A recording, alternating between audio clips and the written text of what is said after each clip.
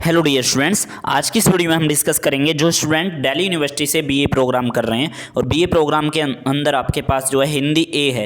हिंदी ए का जो हमारा फर्स्ट पेपर है उस पर डिस्कशन करेंगे, यानी कि हिंदी ए का जो पेपर फॉर्मेट है, जो न्यू पैटर्न है।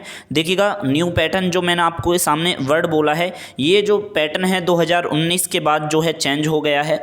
और मैंने जो है मैं सोच रहा था कि मैं जो हूँ पुराने पेपर भी आपको दिखा दूँ, लेकिन पुराने पेपर दिखाना मतलब कि ठीक नहीं होगा, क्योंकि आपका पैटर्न जो है चेंज हो चुका है। मतलब कि क्वेश्चन पेपर का पैटर्न नहीं बदला, मतलब कि सिलेबस बदल चुका है आपका। जब सिलेबस बदल चुका है तो मैंने सोचा कि यार पुराने पेपर पर डिस्कशन करना बेकार होगा, इसलिए मैं आपके बीच लाया हूं 2019 और 20 सेशन का हमारा जो हिंदी ए का फर्स्ट पेपर है, जिसे आप MIL के अंदर भी जोड़ते हो, शामिल करते हो। तो चलिए हम इस पर डिस्कशन करते हैं। तो देखिएगा, डिस्कशन करने से पहले मैं आपको बता दूं, आपका पेपर यूनिक कोड जो है UPC बोलते हो, जिसे आप शॉर्ट फॉर्म में, यूनिक पेपर कोड है आपका 62051102। ठीक है, जो स्टूडेंट BA प्रोग्राम कर रहे हैं दिल्ली यूनिवर्सिटी से, इस दौरान आप फर्स्ट ईयर में हो, तो फर्स्ट ईयर में या तो आपके पास ये पेपर फर्स्ट सेमेस्टर में होता है, मतलब कि ऐसा होता है कि 50% बच्चों को ये फर्स्ट सेमेस्टर में मिलता है और 50% बच्चों को ये जो है सेकंड सेमेस्टर में मिलता है। यानी कि इसके आपको MIL के टोटल 2 पेपर निकालने होते हैं। पहला पेपर आपका फर्स्ट ईयर में रहता है, दूसरा पेपर आपका सेकंड ईयर में रहता है। ठीक है, तो ये जो फर्स्ट ईयर के जो हमारे स्टूडेंट हैं, हिंदी MIL है। MIL में देखिएगा, हिंदी 3 प्रकार की होती है, हिंदी A B C। ठीक है, हिंदी ए वो स्टूडेंट पढ़ते हैं जिन्होंने 12वीं तक हिंदी पढ़ी है। ठीक है, तो चलिए हम डिस्कशन करते हैं। बहुत हो गया मतलब कि इसके बारे में इंटरव्यू, मतलब कि इंट्रोडक्शन। तो देखिएगा, मैंने यहाँ पर आपको बता दिया है ये सारी चीज़। आप देख सकते हो BA प्रोग्राम CBCS। ठीक है, 2019 से पहले CBCS मॉडल नहीं था, पहले आपका ओल्ड कोर्स लगता था। तो चलिए हम शुरू करते हैं। ठीक है, तो आप देख सकते हो यहाँ पर आपका क्वेश्चन पेपर है और ऊपर लिख रखा है द क्वेश्चन पेपर। ठीक है, यहाँ पर आपका टोटल जितने पेज हैं वो दे रखा है और दे रखा है सबसे पहले आपको अपना रोल नंबर डालना है। मैंने यहाँ पर अपना रोल नंबर मतलब कि शब्द लास्ट के हटा दिए हैं। तो आप देख सकते हो यहाँ पर जो है सीरियल नंबर लिखा रहता है और यहाँ पर यूनिक पेपर कोड और यहाँ पे नेम ऑफ द कोर्स। ठीक है, BA प्रोग्राम CBCS। उसके बाद जो है name of the paper Hindi A। ठीक है, यहाँ पर सेमेस्टर लिखा हुआ है। तो अब देखिएगा, ये सेमेस्टर 1 में भी हो सकता है किसी स्टूडेंटों का पेपर, ये सेमेस्टर 2 में हो सकता है। ठीक है, उस बात की आपको टेंशन नहीं लेनी, लेकिन फर्स्ट ईयर में ये होता ही होता है। ठीक है, जो स्टूडेंट BA प्रोग्राम करते हैं उन्हें या तो हिंदी A या B या C मिलती है, यानी कि MIL में बोलते हैं, या तो उन्हें हिंदी मिलेगी या दूसरी भाषा मिलेगी। MIL की फुल फॉर्म होती है मॉडर्न इंडियन लैंग्वेज। ठीक है, आधुनिक भारतीय भाषा में से एक भाषा स्टूडेंट को पढ़नी पड़ेगी जो उसकी यूनिवर्सिटी में या कॉलेज में पढ़ाई जा रही है। ठीक है, तो देखिएगा, जो स्टूडेंट NCBAB के हैं या रेगुलर के हैं, जो हमारे SOL के स्टूडेंट हैं, सभी के लिए सेम कंडीशन है। ठीक है, सेम पेपर आने वाला है, इस बात का विशेष कर ध्यान रखिएगा। तो ये पेपर जो है दोस्तों मैंने ही दिया था। मेरा नाम है आशीष गौतम। ठीक है, और मैं रेगुलर कॉलेज से हूँ, जाकिर हुसैन दिल्ली कॉलेज से। तो ये पेपर जो है मैंने ही दिया था, तो उसी दौरान का है, यानी कि 2019-20 के सेशन का हमारा। तो चलिए हम इस पे डिस्कशन करते हैं और डिस्कशन के साथ साथ जो है इस पेपर का मैं आपको आंसर फॉर्मेट भी बताने वाला हूं। और ये जो है फर्स्ट पेपर होगा जिसमें मैं आपके समक्ष आंसर फॉर्मेट भी बता रहा हूं किसी BA के पेपर पे। ठीक है, तो चलिए हमारे एक्सपीरियंस को भी आपको जानने के लिए मिलेगा। तो देखिएगा, आपको टोटल टाइम 3 घंटे मिलने वाला है। ठीक है, और मतलब कि इस पेपर में 3 घंटे मिलता है अगर आप फिजिकल मोड देते हो, जब मतलब कि कॉलेज में अपने एग्जाम देते हो। अब हमारे 2021 में जो स्टूडेंट हैं उनके तो ऑनलाइन एग्जाम हो रहे हैं। ठीक है, अब आपके ऑनलाइन एग्जाम यदि हो रहे हैं तो आपको तो काफ़ी अधिक टाइम मिलने वाला है, मतलब कि 4 घंटे मिलने वाले हैं, लेकिन वो मिलेंगे आपको 3 ही घंटे। 1 घंटा आपको एक्स्ट्रा मिल रहा है किसका, क्वेश्चन पेपर डाउनलोड और आंसर अपलोड करने का। ठीक है, और 60 मिनट और एक्स्ट्रा मिलती हैं, टोटल 5 घंटे। लेकिन नॉर्मल जो टाइम है वो आपका 3 घंटे ही है। ठीक है, फिजिकल एग्जाम का। तो हमने फिजिकल एग्जाम दिया था। तो देखिएगा, मैक्सिमम मार्क्स जो हैं 75 हैं और 75 मैं आपको बता दूं, ये 75 मार्क्स केवल जो हैं, केवल और केवल ये केवल रेगुलर वाले बच्चों पे लागू होते हैं। ठीक है, क्योंकि 25 मार्क्स का उनका जो है इंटरनल असेसमेंट होता है। इंटरनल असेसमेंट के अंदर जो है क्या क्या चीज़ें आ जाती हैं, 5 नंबर की उनकी अटेंडेंस आ जाती है, 10 नंबर का आपका असाइनमेंट आ जाता है और 10 नंबर का आपका टेस्ट या वाइवा वो लेते हैं मैम, तो वो आ जाता है। ठीक है, तो इस प्रकार से 25 मार्क्स वो हो गए आपके, यानी कि 10 + 10 + 5 और 75 नंबर का आपका ये। ओके, तो यहाँ पर इंस्ट्रक्शन दे रखे हैं कैंडिडेट के लिए। तो परीक्षार्थियों के लिए निर्देश, इस प्रश्न पत्र के प्राप्त होने पर तुरंत शीर्ष पर अपना रोल नंबर डालें डालें जिस तरह से हमने डाल लिया, ठीक है, वो सभी प्रश्न अनिवार्य हैं। तो चलिए हम जो है आंसर का फॉर्मेट भी आपको बताएंगे किस तरह से आपको पेपर को अटेम्प्ट करना है, ठीक है। तो देखिएगा पहला आपका क्वेश्चन है सप्रसंग व्याख्या कीजिए। सप्रसंग व्याख्या करने के लिए जो है आपको 3 प्रश्नों पे व्याख्या करनी है, ठीक है, अथवा में क्वेश्चन दे रखे होंगे मतलब। तो सप्रसंग व्याख्या के क्वेश्चन जो है एक लिखने पे आपको 10 नंबर मिलेंगे और सप्रसंग व्याख्या का जो पहला क्वेश्चन है वो आपका 30 नंबर का है, ठीक है। पहला ही क्वेश्चन कितने नंबर का है जी? 30 नंबर का है, ओके। तो चलिए हम जो है सप्रसंग व्याख्या का 30 नंबर का जो एक क्वेश्चन है, यानी कि 10 नंबर का 3 पार्ट में करना है ये आपको। तो देखिएगा कै, ठीक है, कै के नीचे अथवा में दे रखा है, ठीक है, इसी तरह से ख दे रखा है और ख के नीचे भी अथवा में दे रखा है, ठीक है, आप देख पा रहे होगे डिस्प्ले पे, और फिर ग, ठीक है। तो इस तरह से ये 3 क्वेश्चन है और तीनों में जो है 2-2 दे रखे हैं, मतलब अथवा में दे रखे हैं और अथवा में से कोई आपको एक अटेम्प्ट करना है। तो देखिएगा सप्रसंग व्याख्या, मैं यहाँ पर आपको बता दूँ कि सप्रसंग व्याख्या कहते किसे हैं। आपने देखिएगा 12th में आप सप्रसंग व्याख्या करके आए होंगे या काव्य सौंदर्य करके आए होंगे, ठीक है। जो स्टूडेंट सप्रसंग व्याख्या करके आए हैं, यूपी बोर्ड के स्टूडेंट ओके समक्ष जो है सप्रसंग व्याख्या आती है बोर्ड के एग्जाम में। तो देखिएगा सप्रसंग व्याख्या का थोड़ा फॉर्मेट जो है यहाँ पर विस्तृत हो जाता है आपका, यानी कि खूब विस्तार से लिखना होता है बीए में आके, ठीक है। इस बात को आपको खूब विशेषकर ध्यान रखना है क्योंकि ये 12th लेवल पे आपको काम नहीं चलने का यहाँ पर, ठीक है। तो चलिए मैं आपको इसके बारे में बता देता हूँ कि सप्रसंग व्याख्या का मतलब क्या होता है, ठीक है। जैसा कि सप्रसंग व्याख्या का मतलब इसमें लिखा ही हुआ है शब्द में सप्रसंग, यानी कि प्रसंग सहित व्याख्या करनी है, ठीक है, प्रसंग सहित व्याख्या। सप्रसंग व्याख्या का अर्थ समझ में आ गया। चलिए अब मैं इसका फॉर्मेट बताता हूँ आपको। तो देखिएगा सबसे पहले आपको क्या करना है, मान लीजिएगा यहाँ पर जो है पहला प्रश्न है तो आपको डालना है उत्तर 1, ठीक है। उत्तर 1 का कै कर रहे हो आप, ठीक है। अगर कै कर रहे हो आपने ऐसे डाला उत्तर 1 ब्रैकेट में कै, ठीक है, कै आपने डाल लिया और कै का मान लीजिएगा आप ऊपर वाला कर रहे हो या नीचे का अथवा वाला कर रहे हो, ठीक है। अब ये टीचर को कैसे पता लगेगा ना, ठीक है। तो आपको क्या करना है दोस्तों, आपको क्या करना है, जानी बूझी सांचई, ठीक है, यानी कि स्टार्टिंग के 3 शब्द ले लेना इसके और एंड के 3 शब्द ले लेना, ठीक है, और इनके बीच इन शुरू के भी 3 शब्द लेके डॉट डॉट डॉट कर देना 6-7 और 6-7 डॉट लगाने के बाद फिर लास्ट के 2 या 3 शब्द ले लेना, ठीक है। इस प्रकार से टीचर को समझ में आ जाएगा कि ये कौन सा आपका मतलब कि कौन सा आपका वो है, मतलब कि पैराग्राफ आपका यहाँ पर कौन सी पंक्तियाँ हैं वो टीचर को समझ में आ जाएगा जब आपकी आंसर स्क्रिप्ट जांची जाएगी, ठीक है। तो ये समझ में आ गया कि उत्तर किस तरह से शुरू करना है।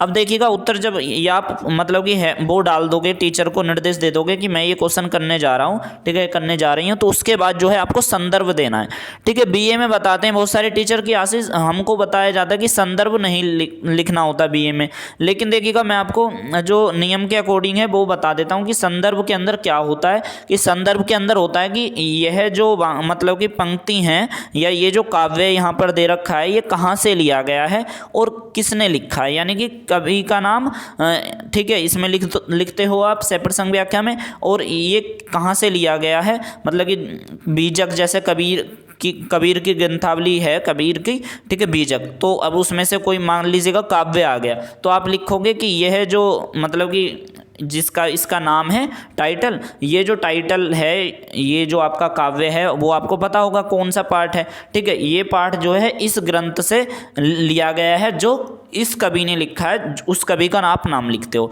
ठीक है। तो क्योंकि इसे बीए में देखिएगा इसलिए मना करा जाता है, लेकिन आप ऐसे नहीं कि मना करते हैं तो लिखो ही ना, क्योंकि यार ये बहुत सारे टीचर तो कह देते हैं लिख दिया करो कोई दिक्कत नहीं है जब वो फॉर्मेट बताते हैं, और बहुतों सौ का मानना है कि संदर्भ नहीं लिखना होता। वो क्यों नहीं लिखना होता तो इसकी बेसिक थ्योरी मैं आपको बता रहा हूँ। क्योंकि दोस्तों इसमें ऐसा होता है ना कि आपका जो है बीए प्रोग्राम में ना बहुत मतलब कि पुराने आपको कवि मिलते हैं यहाँ पर देखने के लिए, पुराने मतलब उनके पुराने बहुत ही, उसमें से जो है एक पार्ट दे दिया जाता है कि इस साखी को, इस साखी नंबर इसको पढ़ना है। जैसे कबीर के दोहे वाला जो ग्रंथ है उसमें से कबीर दोहा संख्या ये पढ़ते हो आपकी, कबीर दोहा संख्या ये आपको पढ़नी है, ठीक है। और उसमें आप कहाँ बच्चे को इतना याद रहता है कि कौन सी कबीर दोहा संख्या ये, ठीक है। तो ये बहुत मतलब कि मुद्दा होता है लाजमी, क्योंकि पूरा ग्रंथ तो आप पढ़ नहीं सकते, तो उस ग्रंथ का मतलब कि उस ग्रंथ में से जो दिल्ली यूनिवर्सिटी निकालती है सिलेबस में, तो वो डाल देती है कि इस संख्या को आपको पढ़ना है, ठीक है। फिर टीचर उसे ढूंढ के और आपका मतलब कि फॉर्मेट तैयार करते हैं। ओके, आई होप कि ये समझ में आ गया होगा कि संदर्भ लिखना है नहीं लिखना, ठीक है। उसके बाद आपको प्रसंग लिखना है। प्रसंग जो है देखो, जब आप 12वीं में होते हो तो प्रसंग आप जो है, प्रसंग का अर्थ क्या होता है? प्रसंग का मतलब यही होता है कि उसका पूरा जो काव्य है, जो आपका पैराग्राफ है ये, ठीक है, जो आपका ये छोटा सा जो पैसेज के रूप में आता है, इसका कहने का अर्थ क्या है, यानी कि कवि क्या कहना चाहता है, ठीक है, जिसको आप विस्तार से बताओगे व्याख्या के अंदर, तो वो प्रसंग के अंदर लिखना होता है, ठीक है। अब देखिएगा बीए के अंदर अब आप आ चुके हो, तो अब जो है आपको जो है कम से कम भाई 5 लाइन का प्रसंग लिख दो, ऐसा मान के चलो, ठीक है। क्योंकि अब मैंने वैसे कहता हूँ कि 4 से 5 का लिख लो, क्योंकि 2 लाइन का प्रसंग तो हम 12वीं में ही लिख के आ चुके होते हैं, ठीक है। तो बीए में आप जो है कम से कम 5-6 लाइन का प्रसंग लिखने की मान के चलो कि हमें इतना अटेम्प्ट करना, क्योंकि दोस्तों 10 नंबर ऐसे ही नहीं देने के टीचर, ठीक है। 10 नंबर पूरे के पूरे लेना, बहुत सारा वो खेल खेलना पड़ेगा इसके लिए आपको। उसके बाद आपको व्याख्या करनी है, ठीक है। तो सबसे पहले मैंने आपको क्या बताया? संदर्भ, उसके बाद नंबर 2 प्रसंग, उसके बाद व्याख्या, ठीक है। तो व्याख्या के अंदर जो आपको क्या करना है, तो मैं आपको बता दूं, व्याख्या के अंदर जो भी मतलब कि उसका भावार्थ है, ठीक है, भावार्थ जो भी है, उसका जो भी अर्थ है, उसको पूरे को व्याख्या सहित आपको लिखना है, ठीक है। पूरे को मतलब कि उतार देना है, उसे अपनी कॉपी में लिख देना है। उसमें आपका व्याख्या लिखने में पूरा 2 पेज भी जा सकते हैं आपके, ठीक है, 2.5 पेज भी जा सकते हैं व्याख्या लिखने में।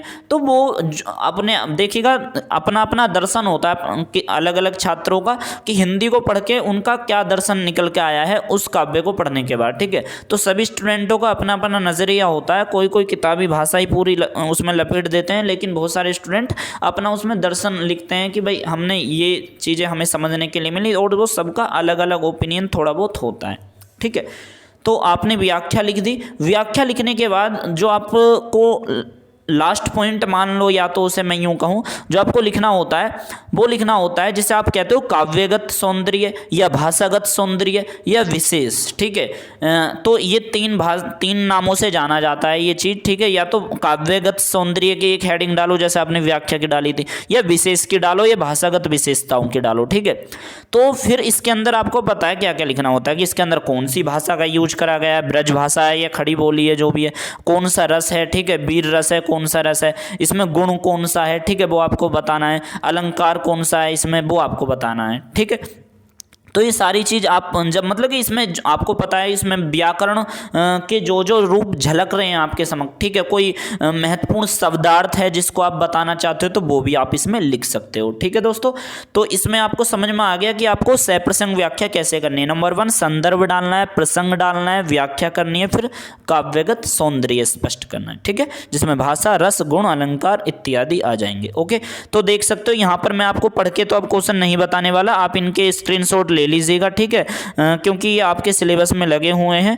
और ये इसका ले लीजिएगा, और ख का ले लीजिएगा यहाँ पर इस तरह से, ओके, और इसका भी ले लीजिएगा, ये ख का अथवे का है, और ये ग है फिर आपका इतना गुरड़ पे, ठीक है। ये भूषण की कविता है, शिवा बावनी कहते हैं। ये अथवा का एक क्वेश्चन है, न बादल को घिरते देखा है, ठीक है। ओके, तो चलिए आप अब कर लोगे, फर्स्ट क्वेश्चन समझ में आ गया। अब दूसरे क्वेश्चन की तरफ करते हैं जो 10 नंबर का है, ठीक है। दूसरा क्वेश्चन भी 10 नंबर का है। तो इसके अंदर आपको क्या कह रहे हैं कि किसी एक कवि की साहित्यिक परिचय दीजिए, किसी एक कवि का साहित्यिक परिचय दीजिए।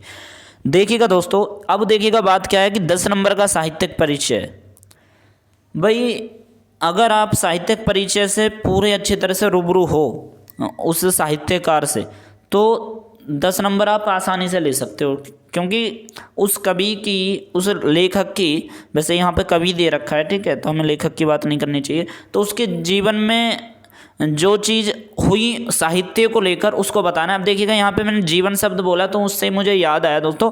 अब देखिएगा बात क्या है कि इसमें साहित्यिक परिचय जो शब्द आया ना, इसमें आपको ना उनका लिटरेचर इंट्रोडक्शन देना है। उनकी लाइफ या लव स्टोरी आपको नहीं बतानी है यहाँ पर, इस बात का विशेष कर ध्यान रखिएगा। जैसे घनानंद का एक बच्चे ने मतलब कि साहित्यिक परिचय लिखा था, मुझे आज भी याद है, हमारे जब बीए की टीचर कॉपी चेक कर रहे थे तो उन्होंने दिखाया था कि किस तरह से मतलब कि हमारा यूटी हुआ था हमारे कॉलेज में, तो उन्होंने पूरी घनानंद की लव स्टोरी मतलब कि उतार दी थी, तो कि उनका कैसे कैसे मिलन हुआ मतलब कि सुजान से, तो वो एक अलग चीज़ होगी। लेकिन क्वेश्चन में आया था साहित्यिक परिचय, बच्चे ने साहित्यिक परिचय ना लिख के उसका जो है प्रेम परिचय लिख दिया, तो वो कहीं ना कहीं एक गलत चीज़ हो गई, क्योंकि क्वेश्चन की डिमांड देखो। अब आप क्या करते हो, उसका जीवन परिचय लिखने बैठ जाते हो। दोस्तों इसका जीवन परिचय नहीं लिखना है, ठीक है। जीवन परिचय और साहित्यिक परिचय में बहुत ज़्यादा अंतर है। जब एग्जामिनर आप पर फोकस डाल के ये पूछना चाह रहा है कि साहित्यिक परिचय बताओ, तो साहित्यिक परिचय के अंदर आपको जीवन परिचय जिसे आप कहते हो तो उसमें केवल मरण कब हुआ, उनका जन्म कब हुआ, ठीक है, ये बता के हुए, और उनका नाम और उनके पिताजी का नाम यदि आपको पता है वो बता दो। कहाँ हुआ ये बता सकते हो, उसका केवल स्टेट बता दो, बहुत है। स्टेट के अंदर कौन से क्षेत्र में हुआ वो भी आपको बताने की इतनी आवश्यकता नहीं, मतलब कि दो चीज़, उनका मतलब कि जन्म मरण, उनके पापा का नाम और उनका मतलब कि जन्म कहाँ हुआ, ये आपने बता दिया। उससे ज़्यादा जीवन परिचय की बात ही नहीं छिड़नी, ठीक है। कभी जैसे कि मैंने आपको घनानंद का एग्जाम्पल दे के बताया, वो लाइफ स्टोरी आप बता रहे थे वो स्टूडेंट, ठीक है। अब साहित्यिक परिचय के अंदर फिर लिखोगे क्या आप, ठीक है। अब आप पूछ रहे होगे मेरे से, तो देखो बात क्या है बच्चों की, इसमें मान लो कि भूषण आपसे पूछा गया है, ठीक है, कि आपकी भूषण पे आप साहित्यिक परिचय लिखिए, तो भाई भूषण का जो है आपको वो लिखना है कि भूषण की रचनाएं कौन कौन सी हैं, ठीक है, ऐसी साहित्यिक योगदान क्या रहा भूषण का, ठीक है, नागार्जुन की विशेष बातें क्या हैं, मतलब कि साहित्य के अंदर, साहित्य में उस कवि का क्या स्थान है, इस साहित्यकार का काव्यगत विशेषताएं क्या क्या हैं, ठीक है, मतलब कि काव्यगत विशेषता के अंदर कि भाई कैसी भाषा पे जोड़ देते हैं, ये किन अलंकारों या किस रसों पर जोड़ देते हैं। जैसे कि आपको पता होगा कवि भूषण जो हैं कहते हैं कि वीर रस के रस मूर्ति भी कहा जाता है इन्हें, और प्रमुख रूप से इन्हें श्रृंगार रस और वीर रस का वो दिया जाता है, और मुख्य रूप से वीर रस का भूषण को, ठीक है, तो इन्हें रस मूर्ति कहा जाता है। तो अब यही सारी चीज़ उसमें बताना है कि भूषण की राष्ट्रीय चेतना है तो क्या कैसी है, ठीक है, साहित्यकार का सेंट्रल पॉइंट क्या है, जैसे आप कोर सब्जेक्ट कहते हो। अब कोर सब्जेक्ट क्या है यार, ये मैं नई चीज़ बता रहा हूँ आपको। देखिएगा दोस्तों बीए में आ चुके हैं हम, ठीक है, तो आपको जो है उसी के लेवल का लिखना है। अब सेंट्रल पॉइंट का मतलब है कि वो जो साहित्यकार है, जो आपका कवि है, कवि अपने रचनाओं में किन मुद्दों पर बात करता है, किन विषयों पर बात करता है, उसका एक निष्कर्ष और निचोड़ आपको जरूर पता होगा, ठीक है। प्रेमचंद जैसे ग्रामीण जीवन के यथार्थवाद और आदर्शवाद के चित्रण करते हैं, तो वही चीज़ है, मैंने आपको एग्जाम्पल दिया, ठीक है। तो वही सारी चीज़ आपको बतानी है। अब देख रहे हो जो आपको मैंने फॉर्मेट बताया है उसको मतलब कि लाइफ इंट्रोडक्शन हो गया, वो आपको नहीं बताना, आपको लिटरेचर का इंट्रोडक्शन बताना है उस पोइट का, ठीक है, यानी कि उस कवि का। तो चलिए मैंने आपको बता दिया कि इसमें जो है इसी तरह से आपको दोनों का कर लेना है, ठीक है, भूषण का भी और नागार्जुन का भी, ठीक है। तो आप कर लोगे जिस फॉर्मेट से। आप स्टूडेंट क्या गलती करते हैं वो भी मैंने आपको बताया, और आपको क्या करना है क्या लिखना है ये भी बता दिया, ठीक है। अगला क्वेश्चन है कबीर की साखियों का सार लिखिए, ठीक है, कबीर की साखियों का सार लिखिए। तो देखिएगा सार शब्द जो है इसका क्या अर्थ होता है, कबीर की साखियाँ जो आपके सिलेबस में लगी हुई हैं वो साखियों को मतलब कि विशेषकर उन साखियों पर जोड़ दे के उसका जब आपको सार लिखना है, ठीक है। वरना तो साखियाँ तो 8th क्लास में भी स्टूडेंट पढ़ते हैं, 9th में भी पढ़ते हैं, 12th में पढ़ते हैं, जब धोए पढ़ते हैं, उसी तरह से साखियाँ पढ़ते हैं कबीर की, ठीक है। तो आपको जो बीए में लगी हुई है जो भी साखी संख्या है तो वो आपको बताते हुए तब आपको सार का प्रस्तुतिकरण करना है। अब देखिएगा सार का अर्थ क्या होता है अगर मैं आपको बता दूं, तो देखिएगा दोस्तों सार का बताते हैं कि सार जो होता है ना, सार के अंदर यूं मान लो कि सार जो है मूल अंश या जिसे निचोड़ कह देते हो आप, कि यानी कि उस साखी का जो भी आपने साखी पढ़ी है आपके सिलेबस में, तो उसका मूल अंश क्या है, उसका निचोड़ क्या है। इसमें बताया जाता है कि सार का मतलब ऐसे मान लो कि कथानक भी ना बदले, ठीक है, जो उसके अंदर मतलब कि रोल मॉडल हैं वो भी ना बदले और कोई तथ्य भी ना छूटे, लेकिन आपको शॉर्ट में निचोड़ के रूप में उसका ब्रीफली करके लिखना होगा, ठीक है। तो आई होप कि आप समझ गए होंगे कि सार किसे कहते हैं। ठीक है। तो आपको सार लिखना है साक्ष्यों का। अगला क्वेश्चन है कि भूषण की कवित्वों का प्रतिपाद्य लिखिए। ठीक है, तो प्रतिपाद्य जो शब्द है इसका क्या अर्थ होता है? तो देखिए प्रतिपाद्य शब्द में लिखा हुआ है कि जिसका प्रतिपादन हो सके, यानी कि प्रतिपाद्य का अर्थ होता है सारांश प्लस संदेश, जिसमें आप जो है सारांश दे सको उस कथा का या जो भी आपकी कविता है, और वो क्या मैसेज है उसका, वो आपका प्रतिपाद्य है। तो प्रतिपाद्य शब्द को मतलब लिख लेना जहाँ आप कॉपी में नोट्स बना रहे हो कि प्रतिपाद्य अर्थ सारांश प्लस संदेश। ठीक है, ओके, तो आपको समझ में आ गया। अब देखिएगा मैं यहाँ पर आपको भूषण की जो कविता है उसके रिगार्डिंग कुछ छोटा सा आपको बता दूँ। जैसे आपकी भूषण की कविता में मैंने आपको स्टार्टिंग में बताया था अभी जब हम भूषण पे डिस्कशन कर रहे थे। ठीक है, तो आपको देखिएगा उसी तरह से जो है भूषण की कविताओं का प्रतिपाद्य लिखना है। तो अगर आपको कोई भूषण की ऐसी कविता पता है जो आपको मस्त मौला कर देती हो अंदर से, या आपको छू गई हो, मैं यूँ कहूँ, तो आपको उस कविता को जो है जरूर उजागर करते हुए उसके बारे में थोड़ा सा लिख सकते हो कवि, क्योंकि ये क्वेश्चन का ही अर्थ ये है कि प्रतिपाद्य लिखे, और जो आपके सिलेबस में भी लगी हुई है। तो हमने ये फर्स्ट सेमेस्टर में जब पढ़ी थी वो मुझे आज तक याद है, और मैं उसका जो है अंश जो है आपको सुनाना चाहता हूं, तो जरूर सुनिए। तो देखिएगा मैं आपको बता दूं, ये भूषण जो हैं उन्होंने कहते हैं कि भूषण ने छत्रपति शिवाजी महाराज की शौर्य पराक्रम आदि को ओजपूर्ण वर्णन करा था उनका। ठीक है, क्योंकि छत्रपति शिवाजी महाराज ने मतलब कि राष्ट्र रक्षा और हिंदू धर्म की रक्षा के लिए, वैसे राष्ट्र रक्षा बोलना चाहिए, ठीक है, राष्ट्र रक्षा के लिए उन्होंने मतलब कि जो अपना बलिदान दिया, जो उनका संघर्ष था, तो उसको बयां करके मतलब कि अतिशयोक्ति अलंकार जिसे आप कह देते हो उसका यूज करके, और वीर रस का उदाहरण इसमें देखने के लिए आपको मिलेगा। तो चलिए मैं आपको बताता हूँ। ठीक है, शिवा बावनी करके है भूषण की ये कविताएं। ठीक है, तो मैं आपको चलिए मैं आपको सुनाता हूँ। तो देखिएगा बहुत ही शानदार है। साजी चतुरंग वीर रंग में तरुंग चढ़ी, सर जा शिवाजी जंग जित न चलत है, भूषण बनत नाद बिहद नगारन के, नदी नद मद गैबरन के रलत है, एल फैल खेल भैल खलक में गैल गैल। और आगे याद है कि लिखते हैं कि गाजन की ठेल पैल सेल उसलत है, तारा सो तरन धुरी धारा में लगत जिमी थारा पर पारा बारा बार यूं हलत है। तो मतलब कि काफ़ी कवि भूषण की कविता है, और जैसे कि मैंने आपको ये बताई, हमने कहाँ ये उस दौरान पढ़ी थी, फर्स्ट सेमेस्टर में हमने पढ़ाई थी। तो बहुत अच्छी कविता है, और इसमें आप देख सकते हो वीर रस की अनुभूति किस तरह से झलकती है, तो वो आपको देखने के लिए मिलती है। ठीक है, तो उसी चीज़ को ही आपको यहाँ पे लिखना है। ओके, तो चलिए अगला क्वेश्चन पे डिस्कशन करते हैं। तो ये 10 नंबर का क्वेश्चन है जो आपको बताना है। ठीक है, कबीर की साखियों का सार बता दो, या आप भूषण की कविताओं का प्रतिपाद्य लिख दो। ठीक है, तो दो में से कोई एक कर लो। मेरे हिसाब से आप भूषण वाले प्रश्न को कर लेना, वो ज़्यादा मज़ेदार होगा। तो 10 नंबर आपको मिलेंगे। ठीक है, अब देखिएगा दोस्तों, जो 10-10 नंबर के क्वेश्चन हैं कम से कम उन्हें ये तो कोशिश करो कि भाई 4 से 5 पेजों में तो आप लिखो ही लिखो। ठीक है, 4 से 5 पेज आपके हो जाने चाहिए। जो बच्चे क्वेश्चन पूछते हैं कि भैया कम से कम पेज बता दो कितने लिखे हैं। ठीक है, तो चौथा आपका क्वेश्चन है कि बादल को घिरते देखा है, बादल को घिरते देखा कविता में सौंदर्य का वर्णन कीजिए। तो बहुत ही शानदार कविता है हमारी, बादल को घिरते देखा है। तो देखिएगा इसमें आपको बताना है कि बादल को गिरते देखा में प्रकृति सौंदर्य, ये बहुत आसान है कि प्रकृति सौंदर्य की कवि इसमें कहते हैं कि कवि अनुपम सौंदर्य का मनमोहक चित्रण का वर्णन करते हैं, और कहते हैं कि बादल बहुत स्वच्छ है। ठीक है, उनका दर्शन आपको देखने के लिए मिलेगा। कवि नागार्जुन की कविता है बादल को घिरते देखा है। ठीक है, और नागार्जुन फिर कहते हैं कि बादल बहुत स्वच्छ है, बादल जो घिरता है, जिस समय घिरता है तो उस समय मैंने इनको तैरते हुए देखा है, और बसंत ऋतु के सुंदर प्रभात का भी वर्णन करा है नागार्जुन ने। ठीक है, तो प्रकृति सौंदर्य को आपको यहाँ पर बयां करना है, जिसके आपको 10 अंक मिलेंगे।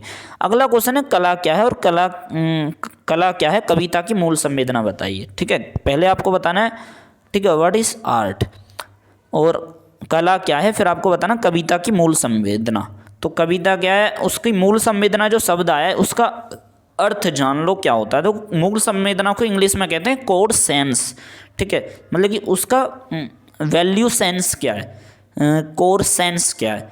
जैसे कि मान लो कोई भी आपने कविता, आप जितने भी आपने कविताएं पढ़ी, क्यों कविता से क्वेश्चन है तो हम उसके उसको देखते हुए लेते हैं। कोई भी पोइट्री है उसको आपने पढ़ ली, कोई भी कविता को, और उसका जो आपके मन को भा जाए, आपके मन को जब बोध होता है, ठीक है, किसी को मतलब पढ़ने के बाद अनुभूति है, सहानुभूति है, आपकी आइडियोलॉजी है, दुख हो सके, पीड़ा हो जाती जब आपको, ठीक है, तो वो सारी चीज़ मूल संवेदना कहलाती हैं। ठीक है, तो मूल संवेदना का अर्थ क्या होता है वो आप समझिए, और फिर आप बता दोगे कविता की मूल संवेदना बताइए। पहले आपको बताना है कला क्या है, फिर कविता की मूल संवेदना आपको बतानी है। ठीक है, तो मूल संवेदना कोड सेंस बोलते हैं जैसे इंग्लिश में, मैंने आपको इसका अर्थ बता दिया कि क्या होता है। ठीक है दोस्तों, तो अगला जो क्वेश्चन है बहुत ही शानदार, छोटे क्वेश्चन है। अगला 5 ही क्वेश्चन आते हैं टोटल, ठीक है, और पांचों के पांचों आपको अटेम्प्ट करने। यहाँ पर दे रखा है कि आपका 5वें क्वेश्चन के अंदर जो है किन्हीं 3 पर टिप्पणी करनी है। ठीक है, और एक जब 3 पर टिप्पणी करनी है तो, और एक पे जब टिप्पणी करोगे तो आपको 5 नंबर मिलने वाले हैं। ठीक है, एक पे टिप्पणी करने के 5 नंबर मिलेंगे, और 3 पे टिप्पणी करनी है आपको तो टोटल 15 नंबर का एक क्वेश्चन बन जाएगा। तो ये सब्जेक्ट दे रखे हैं यहाँ पे कुछ, तो इन पे आपको कमेंट करना है, यानी कि टिप्पणी करनी है। तो इसमें नंबर 1 पॉइंट है कि राम भक्ति काव्य धारा पे आपको टिप्पणी करनी है। ठीक है, छायावाद पे कर सकते हो, द्विवेदी युगीन साहित्य, छोटे छोटे हैं इन। ठीक है, ये आप 5-5 नंबर मिलेंगे ना आपको इसमें से, तो द्विवेदी युगीन साहित्य पे कर सकते हो। रीतिकाल संपर्क भाषा के रूप में हिंदी बहुत अच्छा क्वेश्चन है। खड़ी बोली पे कर सकते हो, या आदिकाल की विशेषताएं। ठीक है, तो जिसमें अच्छा पॉइंट लगा और जो मैंने करा था पेपर में, तो वो मैंने करा था आदिकाल की विशेषताएं, और संपर्क भाषा के रूप में हिंदी, इसको करा था मैंने, और फिर मैंने राम भक्ति काव्य धारा को करा था। ठीक है, क्योंकि ये मुझे आसान लगे थे अपने टाइम के दौरान। तो आई होप कि इस पेपर फॉर्मेट और आंसर फॉर्मेट जो मैंने आपको बताया, इसके माध्यम से आपको बहुत, मतलब कि बहुत कुछ तो नहीं पर थोड़ा बहुत तो सीखने के लिए मिला होगा मेरे अनुभव के माध्यम से। तो मैं आशा करता हूं कि आपको ये वीडियो पसंद आई होगी। पसंद आई है तो आप हमारे इस चैनल को सब्सक्राइब करके अपना प्रेम जता सकते हो, और अगर आपने नहीं कराया तो, और आप हमारे इस वीडियो को लाइक करके हमारे उत्साह को बढ़ा सकते हो। तब तक के लिए दीजिएगा हमें इजाज़त। यदि आपकी कोई क्वेरी है तो आप हमसे कमेंट करके जुड़ सकते हो, पॉसिबल होगा कि हम आपके कमेंट का रिप्लाई देंगे। तो तब तक ले दीजिएगा हमें इजाज़त। Thank you so much.